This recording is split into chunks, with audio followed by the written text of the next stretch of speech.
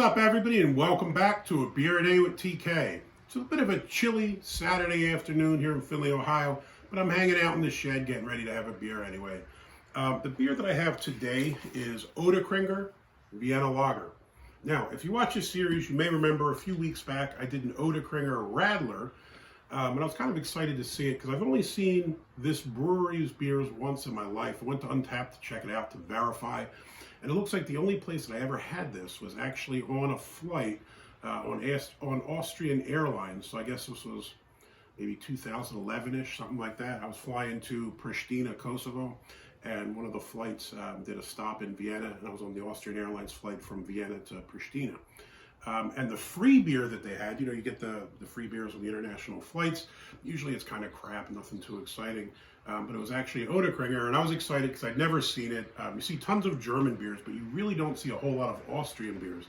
So I was kind of, hyped to see it. And this is from Vienna, Austria, again, like I said. This here, though, is the Vienna Lager. The one that I had on the flight was actually the Helles. Went to the website. It looks like they do a bunch of different beers. This brewery is from 1837, so 180 plus years old. And they do a lot of the traditional stuff that you'd expect, the Helles lagers. This here Vienna Lager, they list it as Wiener original, right? So if you go to Vienna, it's W-I-E-N. In the native tongue there, it's not V-I-E-N-N-A. So it's Wiener original. So the Vienna original, and that's, I guess, our American labeling here is what we get. They have this, they have a Dunkel of Pils. They had an Ottakringer, which was their fest beer. I've never seen that one before. And then it looks like they also had a craft beer line called Brauerei that had all kinds of stuff that you probably associate more with, traditional Western, maybe American craft breweries or whatever. But it looks like they're keeping their original line and then adding on the secondary line, which is pretty cool, respect. Something else that was also super cool. If you went through the website, you could have your own personalized label printed for the bottles of beer. So you could get them and say happy birthday, you could have a photo put on there. And I thought that would be wonderful if we had that in America, but we would make a mockery of it. I'm sure people would be putting all kinds of horrible things on the bottles. I know I would, and then sending them to your friends as a joke. But I thought it was pretty cool. I can't say I've seen that anywhere else before. Now, this beer has also won a couple of gold medals when you're dealing with beer competitions. So it looked like at the World Beer Awards in 2019, it got a gold. And in the Austrian Beer Challenge in 2017, it got a gold. As far as ratings go, it does pretty good. Beer Advocate at 3.3. Respectable, not great, but middle of the road. I'm sorry, Untapped 3.3, Beer Advocate 3.67. As far as the aggregate score on Beer Advocate, it was an 83 or a good rating. So, it is what it is. It's obviously not going to be the best beer in the world, but with an 83 in those marks, I'm sure they're quite serviceable. For glassware today, I'm going with this 1487 brewery mug. I picked this up a couple weeks ago when Anderson and I drove down to Columbus to pick up my daughter from school. We stopped at this little brewery for lunch on the way back. Kind of sucked because we were driving, could only have like a beer with lunch, couldn't really check it out. But they had an amazing outdoor space. They were in a place, I think it was called Plain City, Ohio, just kind of north of Columbus. It looked like a real cool place. I'd like to go back and spend some more time there. All right, anyway, let's give this one a shot. The Vienna Lager, all the way from Vienna.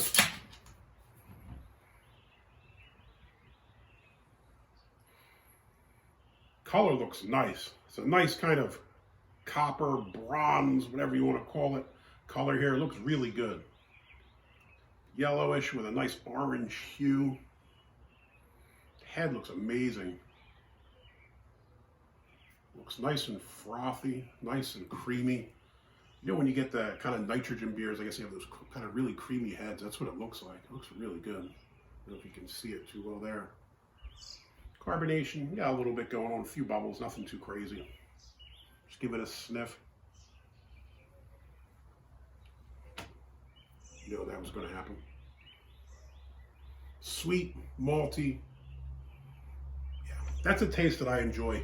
I know a lot of people are hopheads and really dig the hoppy beers. I'm probably the opposite. I'm a malt fiend. I quite enjoy the taste of those nice, malty beers. There's nothing better in my mind. But that smells really nice. Nice kind of sweet malt smell to it. Medium light bodied. Probably in the lighter end of the medium spectrum here. Again, I wouldn't want it to be super heavy, but it has a nice body to it. Nice and smooth. You pick up the malt, kind of like a caramel malt taste. Now, the one thing that is kind of solid about this is you get that malty character, but you do get a little bit of a hops bite at the end. It's not a really strong hoppiness, but it's there to let you know that this isn't just a sweet malty beer. Got to have that counterbalance, right? And you do definitely get it at the end. But for the most part, I'd say this is kind of caramel, malty, light, and then at the end you get a little bit of hop bitterness to finish it off. And I think they're pretty well balanced against each other. I think this is a pretty solid beer. Now again, is this one of the finest beers in the world? Is it going to get 100 on Beer Advocate like the one I had the other day? Probably not. You know, it is what it is. It's kind of a middle of the road traditional style that's done pretty well. It's done, you know, I'd say it's done fairly well. And that's what it is. And, you know, it's not going to turn any heads because it doesn't have 32 different ingredients. So you don't have, you know, the wool of a virgin lamb mixed into it and cacao from the Yucatan Peninsula and all kinds of crazy stuff.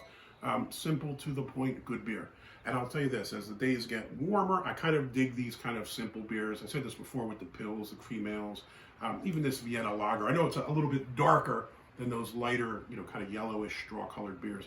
But this is light-bodied enough that you could really enjoy it, but still has enough taste that it feels like you're drinking a beer. So Ottakringer, Vienna Lager, Wiener Original, you would get a thumbs up. I'll definitely drink another one of these, and thank God I still have 7 more. I bought 2 4-packs. I went to one of my favorite little takeout spots, Kibbee's, in Bluffton, Ohio. They were sold out of this one, but they did have the Radler that I did last time. So I said, can you get some more? And they said, yeah, no problem, we'll order it for you. So this is what your beer shop should do, right? If they can, and you're a good customer, you want something, they'll get it for you. And they did. They talked to them earlier in the week. They had it in a couple days. That's customer service, right? Maybe Sheets could learn about it from some of these small shops. Anyway, if you liked the video, please give me a thumbs up, hit that like button. If you want to see more videos like this, please hit subscribe. And as always, if you have any comments or questions, jump in down below. If you've had any of the Ottakringer beers, let me know what you think of them.